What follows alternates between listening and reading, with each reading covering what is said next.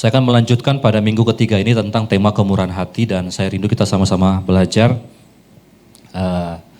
Karena saya percaya waktu kita belajar, kita mengenal kebenaran, kebenaran itu akan memerdekakan setiap kita. Yang setuju katakan amin. Nah saudara, pada sore hari ini saya akan bawa dengan judul standar kemurahan kerajaan Allah. Ketika kita berbicara kemurahan hati, ternyata kerajaan Allah itu punya standar. Tapi izinkan saya mengulang ya beberapa hal di tema-tema yang sebelumnya ya. Saudara, coba slide-nya. Kalau saudara masih ingat di minggu pertama saya sampaikan bahwa kalau kita bermurah hati ada 3 berkat yang kita alami. Yang pertama, hidup kita akan semakin luas dan berkembang. Amin. Saudara, dalam Amsal 11 ayat 24 dikatakan gini, the word of the generous gets larger and larger. The word of the stingy gets smaller and smaller. Jadi orang yang bermurah hati akan semakin luas, semakin berkembang. Kalau Anda murah hati, Anda disukai banyak orang, amin. Waktu Alkitab bilang begini, apa yang kita tabur kita akan tuai. Orang yang memberikan kemurahan akan diberi kemurahan. Makanya hidupnya makin luas. Tapi sebaliknya, orang-orang yang tidak bermurah hati, orang-orang yang pelit kata Alkitab, hidupnya makin kecil, makin sempit. Cuman ada I, me, and myself. Berkat yang kedua, orang yang bermurah hati akan berbahagia, katakan amin. Alkitab berkata adalah lebih berbahagia memberi daripada apa? Menerima. Saudara, percayalah waktu kita mulai memberi, Anda tidak akan makin kekurangan kebahagiaan, tapi makin sukacita. Sepanjang waktu kita memberi dari kerelaan hati kita, amin. Jangan memberi dengan terpaksa, karena nggak ada berkatnya. Yang ketiga, berkat yang ketiga adalah next. Orang yang bermurah hati akan diberi kemurahan. Tidak heran saudara, Alkitab berkata berbahagialah orang yang murah hatinya karena mereka akan beroleh kemurahan. Jadi gini, semakin kita sering memberi kemurahan, semakin sering kita menolong orang, saudara lihat, hidup saudara akan diberikan kemurahan demi kemurahan, amin. Ada banyak kemudahan demi kemudahan. Nah saudara, kalau saudara mau melakukan, berbahagialah saudara. Nah di minggu ini, di sore hari ini saya akan lanjutkan khotbah saya. Next. Nah, saudara, Alkitab menggambarkan bahwa kerajaan Allah ternyata punya standar dalam bermurah hati. Terkadang bahkan standar dunia ini itu bertolak belakang dengan standar kerajaan Allah. Makanya saya sebut dengan sebuah paradoks. Nah, waktu saya merenungkan firman Tuhan ini, saya tiba-tiba dikasih Tuhan begini. Kita terang dunia berbeda dengan gelap, setuju enggak? Hari-hari di mana kita hidup, orang mementingkan dirinya sendiri. Nah, waktu kita bermurah hati, saudara lihat bahwa kita sedang dipanggil untuk menjadi terang. Terang artinya berbeda, katakan berbeda. Bilang sebelah saudara, kamu dipanggil berbeda. Ayo sampaikan, bilang. Kamu dipanggil berbeda. Karena tidak ada persamaan antara terang dan gelap. Ya, makanya saya sebut dengan sebuah paradoks. Nah, kalau di minggu pertama saya kasih 3 hal. Pada sore hari ini saya juga kasih 3 hal. Ya, ada 3 standar kerajaan yang saya pelajari ya dari Alkitab. Yang pertama langsung, waktu saya nggak banyak. Next, ya. Standar yang pertama, Alkitab mengajarkan bahwa Anda dan saya harus mengasihi musuh. Coba angkat tangan, siapa di sini punya musuh atau pernah punya musuh? Angkat tangan. Oh ada yang nggak punya musuh ya di sini ya. Pernah dimusuhi nggak? Ya. Saudara, kalau nanti kita akan lihat Alkitab kita ya, coba ya, Matius 5, 43, 44. Saudara bisa lihat di slide. Kamu telah mendengar, kasihilah sesamamu manusia dan bencilah musuhmu. Ini hukum Taurat. Orang dunia sudah paham ini. Kasihilah temanmu, kasihilah sesamamu, bencilah musuhmu. Tetapi Tuhan mengangkat standarnya lebih tinggi. Tapi aku berkata kepadamu, kasihilah musuhmu dan berdoalah bagi mereka yang menganiaya kamu. Saya mau tanya, buat para haters, saudara mesti ngapain? Bilang mengasihi. Doakan, bilang. Mau lagi firman enggak? Oke, kalau mau coba. Lagi saudara duduk di sini, mungkin kita punya nilai yang berbeda, tapi saya mau kasih tahu, kalau nilai yang Anda punya enggak lebih baik, coba praktekin, ya. Karena ada berkatnya. Lanjut. Karena dengan demikian, kamu menjadi anak-anak Bapamu yang di sorga, yang menerbitkan matahari bagi orang apa saudara? Yang jahat dan orang yang baik. Bapak kita nggak pilih bulu. Hari ini matahari terbit bagi orang jahat maupun orang baik. Buat kita hari ini yang nyembah Tuhan, matahari terbit nggak tadi? Tapi buat orang nggak nyembah Tuhan pun dikasih terbit. Itu artinya Bapa murah hati, amin. Bahkan banyak orang-orang yang diterbitkan matahari itu orang-orang pembenci Tuhan. Betul nggak? Nah, tapi Tuhan tadi, Bapa itu murah hati. Apabila kamu mengasihi orang yang mengasihi kamu, apakah upahmu? Bukankah pemungut cukai juga berbuat demikian? Dan apabila kamu hanya memberi salam kepada saudara-saudaramu saja, apakah lebihnya daripada perbuatan orang lain? Bukankah orang yang tidak mengenal Allah pun berbuat demikian? Saudara, gini, ketika Tuhan sampaikan ini, Tuhan mau sampaikan kepada kita bahwa engkau ini terang dunia, standarmu tinggi. Bukan sekedar kita mengasihi orang yang mengasihi kita, bukan sekedar mengasihi orang yang baik sama kita, tapi kita mengasihi musuh. Karena maaf saudara, kalau kita disuruh mengasihi orang yang mengasihi kita, nggak sulit, betul nggak? Pemungut cukai digambarkan sebagai orang yang cukup jahat saudara di zaman itu. Pemungut cukai aja ngelakuin hal yang sama. Apa bedamu dengan mereka? Karena itu haruslah kamu sempurna sama seperti Bapamu yang di surga adalah apa saudara? Sempurna. Saya waktu merenungkan ayat ini, saya mulai berpikir apa sih musuh? Siapa sih musuh itu? Musuh itu bukan orang yang, menurut saya musuh itu orang yang sama sekali gak ada sayang-sayangnya dengan kita, betul gak? Tapi kenapa Tuhan bisa memberikan kita perintah untuk mengasihi musuh? Nah saya pelajari, Alkitab berkata Tuhan mengasihi kita ketika kita masih berdosa. Waktu Anda lagi gelap-gelapnya, waktu Anda lagi menentang Tuhan, Tuhan itu sayang sama kita. Dengan standar yang sama Tuhan mau kita mengasihi orang-orang seperti itu, amin. Mungkin beberapa di antara saudara bilang gini, aduh bang, mengasihi musuh. Kenapa ya mesti dikasihi? Tapi saya mau katakan dengan demikian kamu adalah anak-anak Bapamu yang di surga. Begini, ketika kita bisa mengasihi musuh, seharusnya standar kekristenan yang benar adalah mengasihi musuh.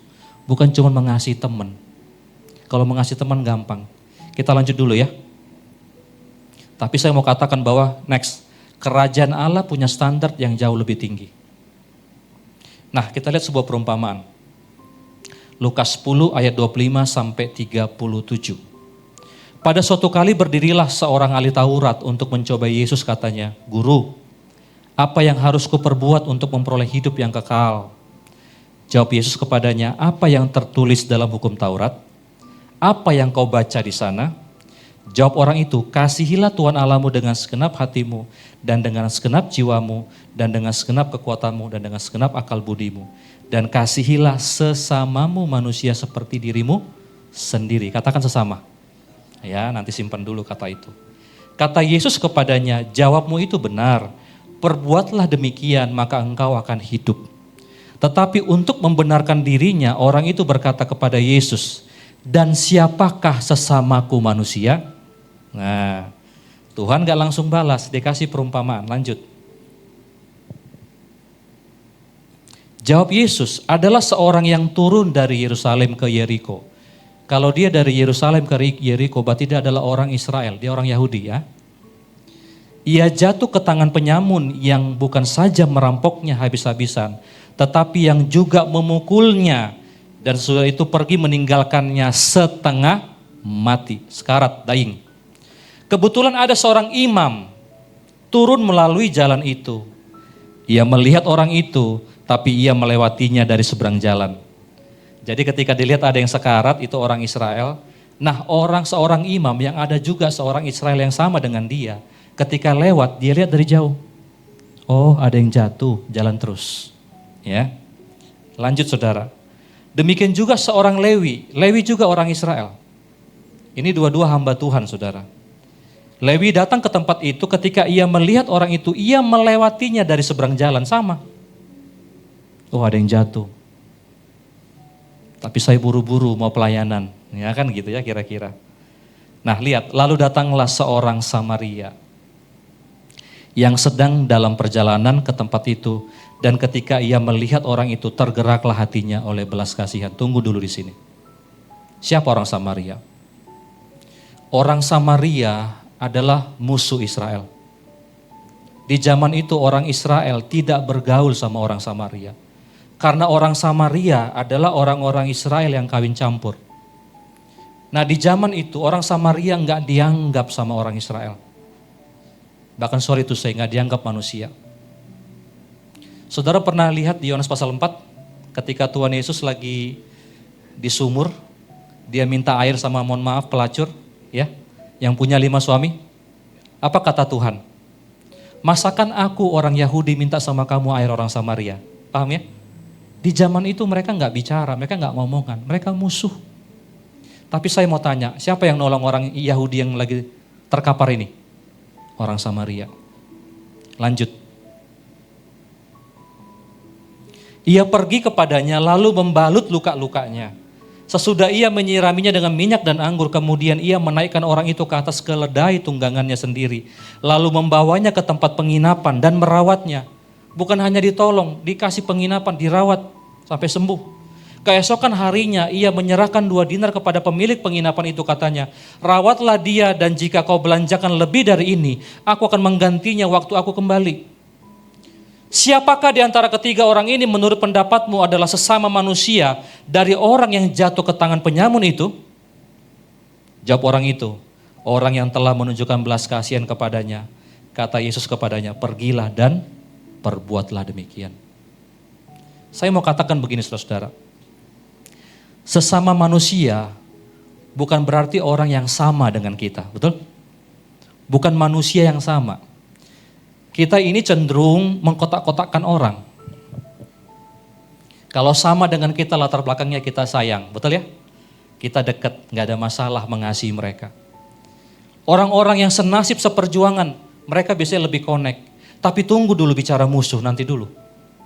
Orang kalau beda dikit dengan kita anggap itu musuh. Kita nggak anggap mereka sesama manusia. Padahal Tuhan bilang standar kita kekristenan sesama manusia adalah bahkan orang-orang yang kita anggap musuh. Ketika Tuhan minta kita mengasihi musuh, artinya kita sanggup mengasihi musuh. Kemarin di doa volunteer saya sampaikan begini.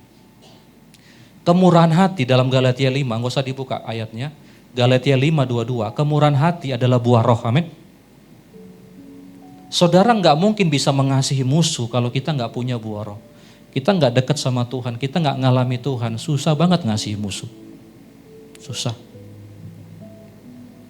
Tapi dengar baik, saudara dan saya dipanggil untuk bermurah hati bahkan kepada musuh, amin. Pulang dari tempat ini yuk yang masih punya musuh. Alkitab bilang doakan mereka, amin. Kasihi mereka. Bukan cuma orang-orang yang sama dengan kita, tetapi sesama. Sesama itu bukan cuma orang yang sama, amin. Kadang kita gampang banget ngasihi satu suku dengan kita, satu geng dengan kita, gampang. Beda dikit kita udah benci. Saya merenungkan ayat ini. Kenapa ya kadang-kadang orang-orang tanda kutip yang rohani cenderung gak punya belas kasihan kadang-kadang. Marah orang-orang yang tadi kita lihat orang Samaria, orang berdosa bahkan punya belas kasihan yang lebih besar kadang-kadang. Saya mau kasih tahu gereja jangan sampai kehilangan kasih, amin. Jangan sampai orang gereja paling gampang menghakimi. Kadang-kadang saya perhatikan orang gereja, ketika orang bikin salah, orang gereja paling susah untuk terima. Ini pelajaran buat kita orang-orang yang nyembah Tuhan. Jangan seperti orang Lewi dan orang tadi yang disampaikan di Alkitab. Cuman lewat. Kita tahu kebenaran, tahu firman, tapi disuruh mengampuni, susahnya setengah mati. Kita nyembah Tuhan tapi gak mau mengampuni. Saya mau katakan kalau Anda belum bisa sampai mengasihi musuh saudara, dengar baik. Level kita harus kita naikkan, amin. Kerajaan Allah tinggi levelnya, tinggi kadarnya. Musuh bukan orang-orang yang baik sama saudara, enggak. Dia merusak hidup saudara. Tapi dengar, Alkitab katakan kamu kasihi musuh. Berdoa buat mereka. Karena sekali lagi, karena saya renungkan, kenapa kita disuruh mengasihi musuh? Pertama, ingat, kita pun dulu musuhnya Tuhan, amin. Tapi Tuhan kasihi kita. Tuhan terima kita. Saya percaya semua yang duduk di sini masih sering bikin kesalahan sama Tuhan. Tapi Tuhan ampuni, amin. Tuhan layak akan dekat menyembah Dia. Kita bisa ngerasakan hadirat Tuhan bukan karena kita kudus, tapi karena Tuhan sayang sama kita. Itu yang pertama, kasihi musuh. Yang kedua, standar kemurahan hati yang seharusnya kita miliki dan coba praktekkan dalam bulan ini. Ya, next. Berilah pemberian yang layak, katakan layak. Jadi standar yang kedua kerajaan Allah, saya menemukan begini, ini sebuah prinsip. Kita baca bersama-sama Lukas 6, 31, 1, 2, 3, ya.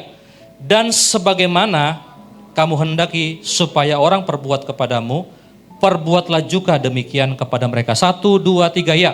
Dan sebagaimana supaya orang perbuat kepadamu, perbuat jugalah kepada mereka.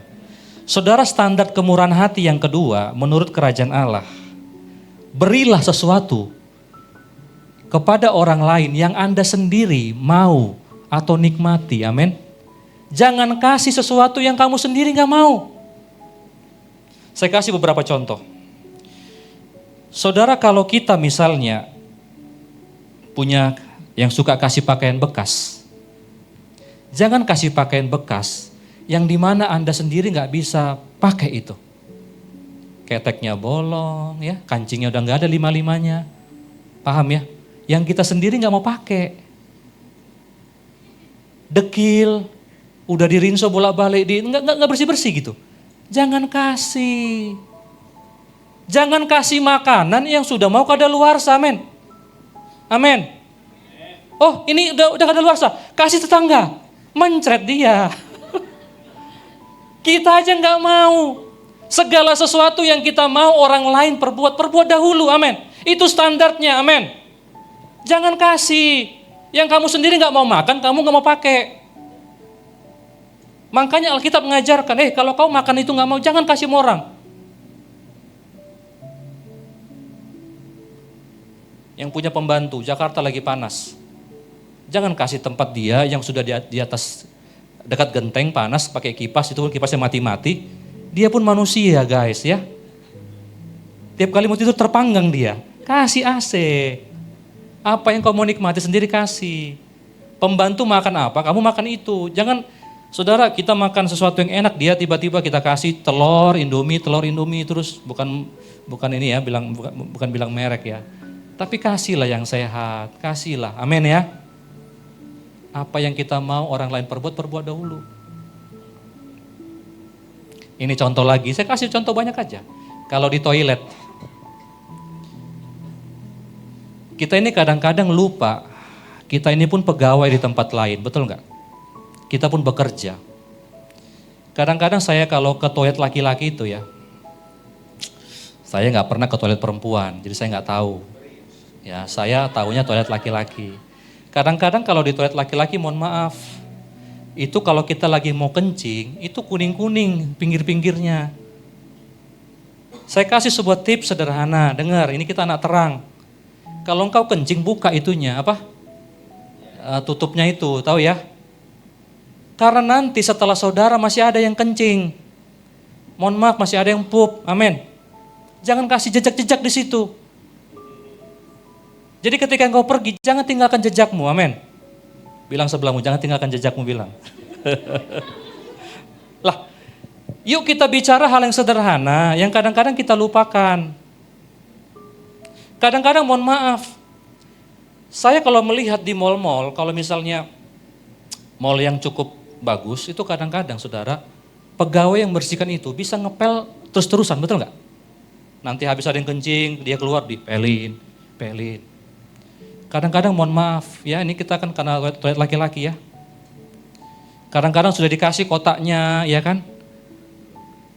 Apa namanya, yang apa itu? Supaya bisa ditembakkan dengan tepat, meleset terus gitu. Sudah disuruh dekat, jadi jauh. Gimana nggak bertumpahan kan gitu kan? Paham nggak? Hei, kita sendiri kalau jadi karyawan, kita nggak mau digituin orang, betul nggak? Betul nggak? Ayo dong, gitu. Apa yang kau mau orang lain perbuat, perbuat dahulu, amin. Perbuat dahulu. Saya juga bahkan gini, saudara.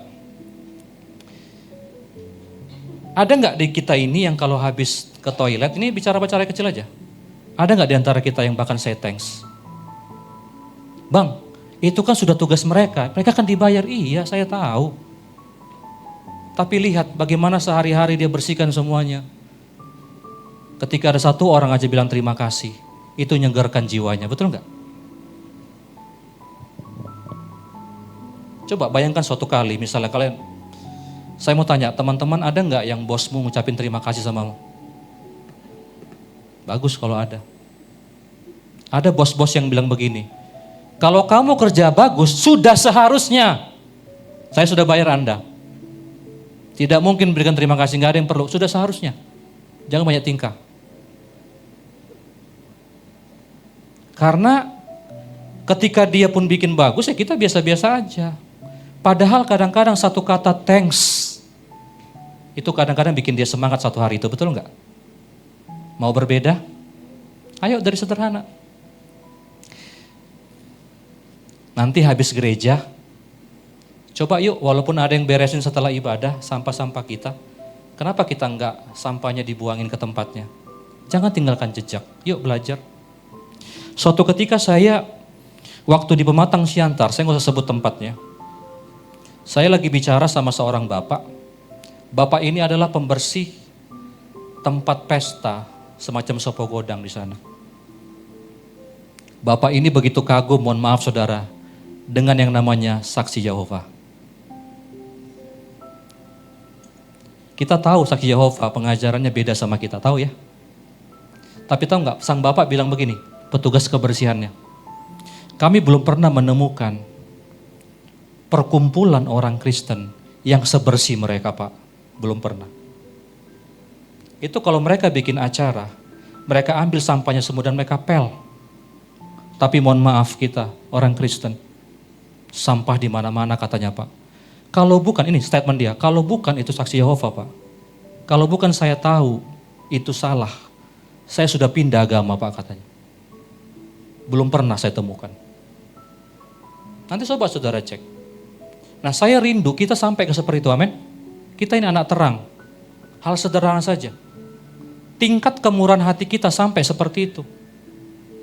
Kalau kita nggak mau diperlakukan seperti itu, jangan perlakukan seperti itu. Bayangkan nanti kalau misalnya para petugas melihat KCC, wah beda banget ya. Kok ini gereja kok pulang gak ada sampah ya? Wow. Mereka bukan hanya memuliakan, senang dengan kita, tapi mereka memuliakan nama Tuhan, amin. Amin. Standarnya makin tinggi. Contoh lagi, kadang-kadang kalau kita nongkrong malam-malam, nongkrong di kafe, kadang-kadang kita suka lupa waktu. Itu pelayannya sampai kodein, dijatuhkanlah piring, dijatuhkanlah apa, digeser lain, nggak ada yang ngerti. Maksudnya, guys pulang, ngerti ya? Saya pernah punya teman di sini, kita pernah punya sahabat lah, nggak di sini lagi. Dia cerita, dia kerja di bagian makanan, bang, kami tuh kadang suka sebel aja bang. Kalau kami lagi beres-beres, orang tuh pengunjung gak tahu diri gitu. Jamnya jam 10, bahkan mereka sampai jam 11 mereka gak mau pulang. Kami kan juga punya keluarga. Jadi jangan sampai di kode kalau kita lagi nongkrong, kasih tahu, tanya sama petugasnya, ini jam berapa tutup? Coba, hal sederhana kan? Jam berapa tutup bang? Jam 10, oke. Saya ini sudah praktek saudara, saya gak sempurna, tapi saya praktekin. Saya sering di dekat tempat saya suka kadang makan roti, kadang ngeteh. Saya tuh punya kebiasaan kalau saya habis makan roti atau minum, itu sampahnya saya ambil, saya simpan.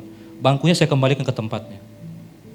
Tahu nggak, tiap kali saya lakukan itu si mas-mas sudah hafal. Pak, makasih Pak, makasih Pak. Sebenarnya itu tugas dia. Tapi apa salahnya kita naikkan level kita, men? Bang, berarti nanti nggak ada lagi kerjaannya. Enggak, urusanmu itu. tapi kita mulai berubah. Artinya apa, saudara? Apa yang orang lain mau perbuat dahulu. Amin. Suka dihormati? Beri rasa hormat sama orang lain. Next. Nah, 2 Korintus 9 ayat 11 sampai 12. Kamu akan diperkaya dalam segala macam kemurahan hati, yang membangkitkan syukur kepada Allah oleh karena kami. Sebab pelayanan kasih yang berisi pemberian ini bukan hanya mencukupkan keperluan-keperluan orang yang kudus, tapi juga melimpahkan ucapan syukur kepada apa? Allah. Setiap kita bermurah hati, kita tolong orang lain. Bukan hanya kita menolong dia untuk bisa meringankan bebannya, tapi kita juga lewat kebaikan kita, mereka mengucap syukur kepada Tuhan. Amin. Waktu orang tahu kita anak Tuhan, waktu orang tahu kita orang Kristen, dan dilihat cara kita hidup, wah, sangat murah hati. Tahu nggak apa yang terjadi? Bapa di surga dipermuliakan, amin. Tapi sebaliknya, tiap kali kita nggak bisa hormat sama orang lain, tiap kali kita nggak bisa murah hati, Bapa di surga dipermalukan. Pertanyaan saya cuma satu sore hari ini, Anda mau Bapa di surga dipermuliakan atau dipermalukan? Kalau kita mau dewasa, seperti tema kita tahun ini, belajarlah supaya kita melihat nama Bapa dipermuliakan. Amin, saudara? Yang setuju katakan amin. Nah, coba next. Yang ketiga, terakhir. Standar kerajaan Allah tentang memberi adalah berikanlah tanpa mengharap kembali dari orang itu. Saya ulang. Berikan tanpa mengharap kembali dari orang. Tetapi jika engkau memberi sedekah, janganlah diketahui tangan kirimu apa yang diperbuat tangan kananmu. Hendaklah sedekahmu itu diberikan dengan tersembunyi. Maka Bapamu yang melihat yang tersembunyi akan membalasnya kepadamu. Kebanyakan orang, kenapa saya bilang paradoks? Kebanyakan orang ketika memberi sesuatu, pengen orang itu balas, betul enggak? Alkitab katakan kalau tangan kanan kasih, tangan kiri enggak boleh tahu. Coba lihat tangan kanan, tangan kiri saudara, dekat enggak? Mana mungkin tangan kanan ngasih, tangan kiri enggak tahu? Tangan kiri aja enggak boleh tahu. Apalagi saudara netizen. Saya mohon maaf saudara, saya punya sebuah prinsip.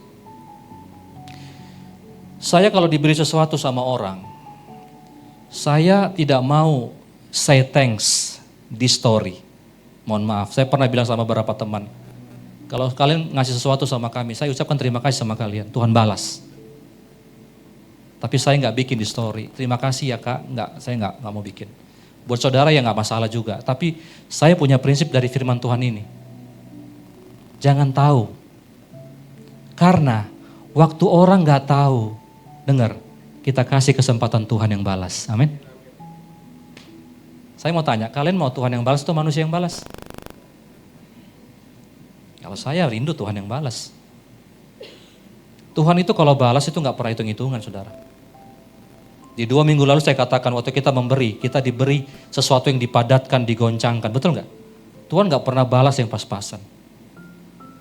Ayo belajar yuk, kalau memberi sesuatu tulus. Kadang-kadang banyak orang ketika memberi sesuatu, orangnya nggak balas kembali, marah, kecewa. Kalau kita beri sesuatu nggak perlu kecewa, amin. Nggak usah perlu pengumuman kalau kita ngasih sesuatu sama orang. Karena sekali lagi paradoks. Dunia ini kalau boleh tahu satu kampung kita ini ngasih sesuatu. Makanya sekarang zaman sekarang lagi musim flexing, betul nggak? Tahu semua orang. Padahal Alkitab begini, kasihlah di tempat yang tersembunyi. Tuhan yang balas ya. Kami ini menyaksikan, saya nggak cukup waktu menyaksikan banyak kemurahan Tuhan, banyak. Setiap kali kalau saya nyembah di gereja gitu, saya suka nangis gitu lihat kemurahan Tuhan yang nggak pernah berhenti sama hidup kami. Terlalu baik Tuhan itu. Mau dibalas Tuhan? Yang mau angkat tangan? Jangan sampai tahu. Cukup bilang terima kasih. Coba praktekin. Lanjut. Amsal 19:17, siapa menaruh belas kasihan kepada orang yang lemah, katakan memiutangi Tuhan, yang akan membalas apa? Perbuatannya itu. Standar kita kalau kita ngasih, jangan sampai kita coba balas sama orang itu. Nah, terkadang kita nggak tahu ya, ada beberapa orang saya lihat senang banget memberi sama orang yang yang punya sesuatu. Apalagi dia kaya, dia segala macam supaya nanti dia kasih balik. Padahal Tuhan bilang, kalau kamu mau ngasih, pilihlah orang yang lemah, yang nggak bisa balas. Siapa orang lemah? Orang lemah itu yang nggak punya kekuatan untuk balas saudara.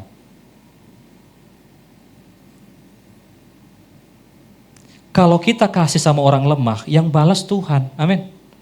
Tiap kali kita tolong orang lemah, guys, yang berhutang Tuhan. Kalau Tuhan berhutang, dia pasti bayar hutangnya, amin. Pasti dibayar, pasti. Walaupun kadang-kadang bayarannya nggak besok. Tapi lihat nanti mulai terjadi kemurahan Tuhan dalam pekerjaanmu. Mulai terjadi kemurahan Tuhan dalam keluargamu. Mulai Tuhan tolong terus, Tuhan sertai. Tadi Tuhan tuh gak mau berhutang. Tolong orang lemah. Cuma nanti saya kasih tahu di akhir. Orang lemah pun yang ditolong. Saudara ingat ketika Anda ditolong. Satu kerinduan orang yang menolong supaya Anda bisa mandiri, amin. Supaya Anda bisa tertolong. Bukan jadi menumpang hidup. Bukan jadi bergantung. Bukan. Next. Nah, saya lihat ini dalam Matius pasal 25, ini saya dapat 38-40. Bila manakah kami melihat engkau sebagai orang asing dan kami memberi engkau tumpangan, atau telanjang dan kami memberi engkau pakaian? Bila manakah kami melihat engkau sakit atau dalam penjara dan kami mengunjungi engkau? Dan raja itu, Tuhan, akan menjawab mereka, aku berkata kepadamu sesungguhnya segala sesuatu yang kamu lakukan untuk salah seorang dari saudaraku yang paling hina ini, kamu telah melakukannya untuk aku. Setiap orang lemah yang kita tolong, perhatikan ini. Setiap orang miskin yang kita tolong, Anda sedang nolong Tuhan sebenarnya. Anda sedang ngasih sesuatu sama Tuhan, karena Tuhan yang balas. Bukan kita lagi nolong Tuhan, maksudnya Tuhan butuh pertolongan, bukan. Tapi di balik orang susah ini, di balik orang gak berdaya ini, ada Tuhan nanti yang akan balas. Oh, kami menyaksikan banyak kemurahan Tuhan. Dan saya percaya semua orang sudah pernah praktek, ngerti ayat ini. Karena orang itu bilang begini, kami gak punya apa-apa bisa balas. Saya jujur, kadang-kadang saya ngomong sama istri gitu ya, kalau ada orang yang tolong kami. Kadang-kadang sebagai manusia kami gak enak menerima sesuatu. Menerima pertolongan, kadang-kadang gak enak. Tapi seringkali Tuhan ingatkan ayat ini. Kalau orang memberkati kamu, berarti kita sedang mempersilakan Tuhan untuk memberkati dia, amin. Kalau ada orang memberkati, jangan ditolak, amin. Karena sekali lagi, waktu dia bermurah hati, Tuhan yang balas. Jadi kalau kita lihat ada orang terpenjara, orang sakit, orang kekurangan, itu Tuhan semua di situ. Karena ini dalam Matius pasal 25, perumpamaan tentang akhir zaman. Ketika akhir zaman ada orang seperti domba, ada kambing. Kambing dipisahkan sama domba. Ada ciri-cirinya, domba-domba ini adalah mereka yang berkemurahan hati sama orang-orang susah.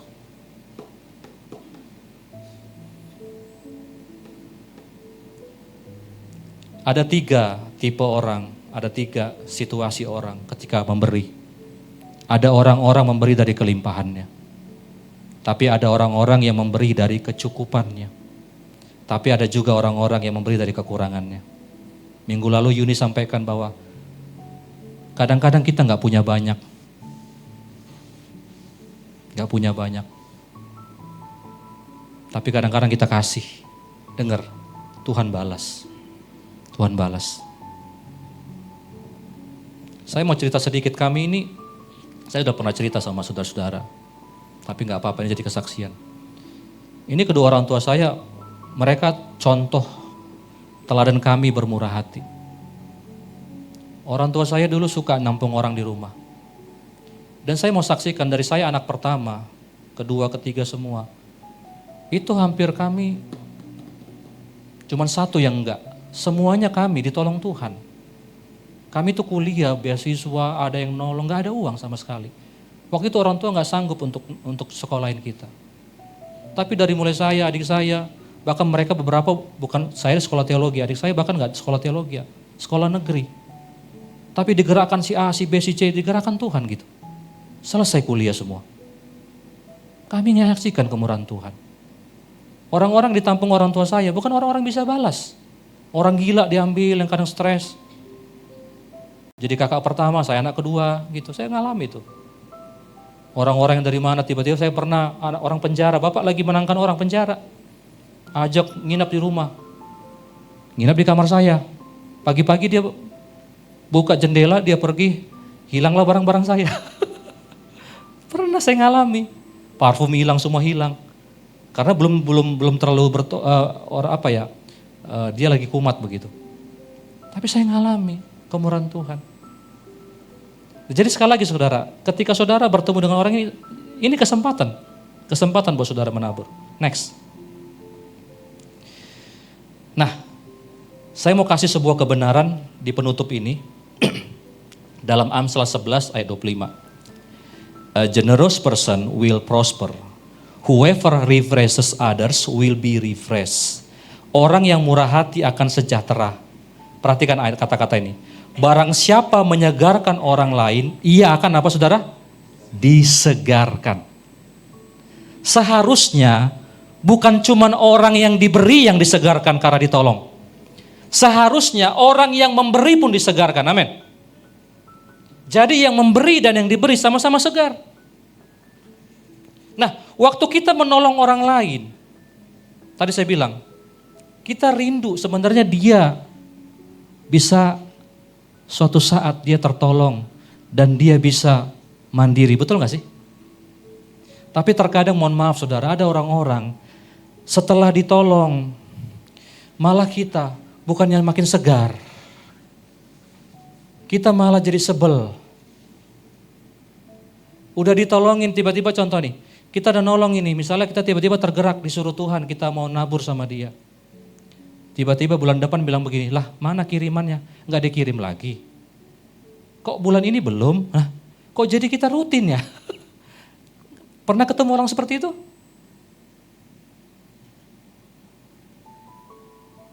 Ada orang-orang setiap kali yang kita tolong bukannya nyegerin kita. Kita malah dirongrong. Malah dia bergantung sama kita. Alkitab berkata kalau kamu memberi sesuatu harusnya itu menyegarkan dia dan menyegarkan kita. Karena semua orang yang menolong orang lain, kepengen orang itu bisa lebih baik hidupnya, betul nggak? Kepengen dia bisa berdiri sendiri, kepengen dia bisa berubah hidupnya. Itulah hati semua orang para givers, amin. Semua begitu. Tapi terkadang mohon maaf saudara, bukannya menyegarkan, tapi kadang-kadang kita jadi, aduh. Alkitab berkata kalau kamu memberi, berilah dengan sukacita, katakan amin. Jangan dengan terpaksa. Karena waktu kita memberi dengan terpaksa, pemberian kita itu enggak jadi berkat. Perhatikan nih semua buat kita yang lagi belajar untuk bermurah hati. Jangan terpaksa. Tapi terkadang yang membuat orang bisa terpaksa karena tadi ketemu orang-orang yang enggak menyegarkan. Coba next, ayat terakhir. Saya suka ayat ini, Matius 7 ayat 6. Janganlah kamu memberikan barang yang kudus kepada anjing. Dan jangan kamu melemparkan mutiaramu kepada babi, supaya jangan diinjak-injaknya dengan kakinya, lalu ia berbalik dan apa? Mengoyak kamu. Perhatikan saya ke depan. Anjing atau babi tidak menganggap mutiara itu penting. Betul? Buat anjing atau buat babi yang penting ampas. Mereka nggak ngerti mutiara. Bagi kita manusia, mutiara itu berharga, betul nggak? Alkitab bilang begini, jangan kasih mutiaramu yang berharga kepada, mohon maaf saudara, orang-orang yang kelakuannya seperti ini. Kalau enggak dikatakan apa? Engkau akan diinjak-injaknya dan dia berbalik mengoyak kamu. Kalau kita memberi dari kelimpahan kadang nggak ada masalah. 100.000 buat orang yang punya 1 miliar nggak ada masalah, betul nggak? Tapi kebayang nggak sih? Buat orang yang punya 150.000 dia kasih 100.000. Ini yang berharga loh, uang terakhirnya nih.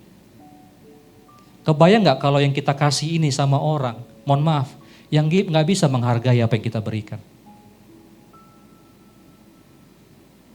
Malah kita jadi dirongrong, kita dipersalahkan. Percuma kamu anak Tuhan, percuma kamu hamba Tuhan, lihat. Harusnya kamu memberi, harusnya kamu murah hati. Padahal sama-sama datang hari Minggu dengan firman Tuhan. Tapi dia membuat supaya firman itu buat dia, bukan buat saya. Nah, saudara lihat, jangan berikan hal yang berhargamu kepada orang-orang yang seperti itu. Jadi sekali lagi, kita memang disuruh Tuhan menolong orang yang susah, yang sulit. Tapi dengar baik, kita yang ditolong, belajarlah menghormati, amin. Belajar menghargai. Karena mutiara itu berharga buat dia. Kalau kita memberi dan orang menghargai dan orang terbantu, saudara lihat, orang itu akan disegarkan.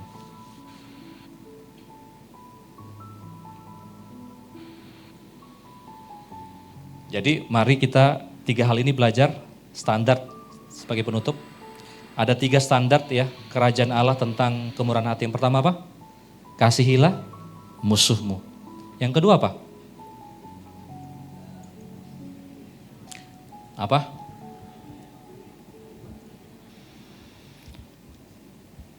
Yang paling depan apa? Apa?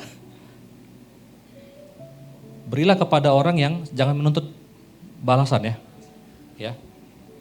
Kita berikan kepada orang yang jangan minta balasan dari orang itu. Yang ketiga apa? Ya. Saudara mulai praktekkan standar ini. Jadi yang kedua tadi berilah sesuatu yang layak ya. Jangan sesuatu yang kau sendiri gak suka. Nah, lakukan ketiga poin ini saudara. Yuk, kita belajar. Lihat, orang yang murah hati akan diberi kemurahan. Saya tutup dengan ini. Ada sebuah penelitian, saya nggak tampilkan. Orang yang murah hati ternyata berhubungan dengan ini, diadakan sebuah penelitian. Ya, judulnya The Paradox of a Generous. Ya, jadi saudara, paradoks daripada orang-orang yang generous. Ternyata ditemukan orang-orang yang murah hati, orang-orang yang baik, itu berhubungan dengan kesehatannya. Tubuhnya sehat. Yang kedua, jiwanya sehat. Yang ketiga, dia punya tujuan hidup yang jelas. Jadi ternyata ditemukan orang-orang seperti ini akan makin baik. Makanya larger and larger, amin. Siap praktek? Amin. Kita berdoa.